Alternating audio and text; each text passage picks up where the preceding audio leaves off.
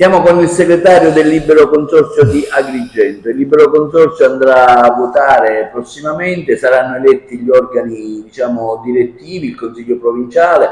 In quest'ottica però vi state già muovendo con una presenza nel territorio con varie iniziative. Mi riferisco in particolare ai fondi che avete prelevato dal fondo di riserva per completare la pratica dell'aeroporto, mi riferisco all'Efebo d'Oro e a tante altre iniziative, tra cui Agrigento Capitale della Cultura. Parliamone, segretario. Sì, finalmente si vota. Salvo ripensamenti da parte della Regione, a ottobre si torna al voto, anche se si tratterà di elezioni di secondo livello, però tornerà finalmente l'organo politico all'interno di questo ente locale e quindi cesserà questo commissariamento che ormai dura da 11 anni. Commissariamento che ha svuotato inevitabilmente la provincia delle proprie funzioni, ma soprattutto del ruolo mediano che aveva da tempo assunto tra il comune e la regione. Già la provincia, come ha detto lei, si sta riappropriando del proprio ruolo, cercando di intervenire sul territorio, dando quell'impronta a livello ovviamente provinciale che possa essere di beneficio per l'intera collettività. Ad esempio, un ruolo decisivo lo stiamo giocando proprio per la vicenda aeroporto. Sicuramente è una tematica questa molto complessa che ha bisogno di ulteriori sviluppi, però di recente abbiamo anche in maniera, devo dire, immediata da parte del commissario, l'avvocato Bologna, abbiamo reperito i fondi necessari per integrare la progettazione dell'aeroporto che necessitava degli aggiustamenti, tra virgolette, che erano stati rilevati a livello centrale a Roma.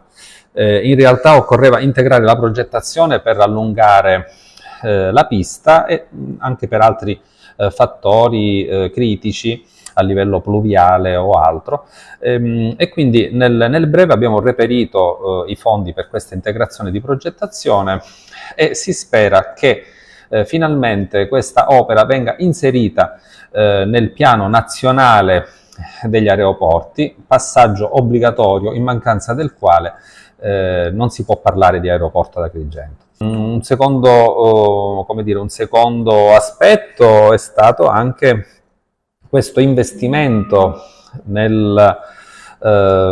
sotto il profilo cultura che la provincia ha voluto ruolo che ha voluto giocare in occasione di Agrigento Capitale della Cultura. Giorni fa è stata presentata alla stampa la nuova stagione teatrale che è stata fortemente voluta e pensata da questo ente, che quest'estate svilupperà il mito, svilupperà il classico, e non solo, si giocherà anche un ruolo sulla recitazione, sul moderno, anche per allietare qualsiasi tipo di palato. Il nostro intento è quello di abbracciare il più possibile i gusti ovviamente della clientela e dare il nostro piccolo contributo in occasione di Agrigento Capitale della Cultura. La provincia ha iniziato un percorso che ovviamente poi necessita dello sforzo delle varie forze politiche che appunto si avvicenderanno con le elezioni che si terranno proprio nel prossimo autunno. Qual è la situazione finanziaria dell'ente? La situazione finanziaria è buona, è molto buona, e tra il Libero Consorzio di Agrigento, devo dire, è sempre è tra i liberi consorzi siciliani quello che dal punto di vista finanziario sta meglio. Nonostante la stretta sui fondi e sui trasferimenti, devo dire che i nostri uffici hanno sempre, soprattutto quelli di natura contabile, hanno sempre operato in maniera eccellente e in maniera parsimoniosa. Quindi devo dire che navighiamo in buone acque.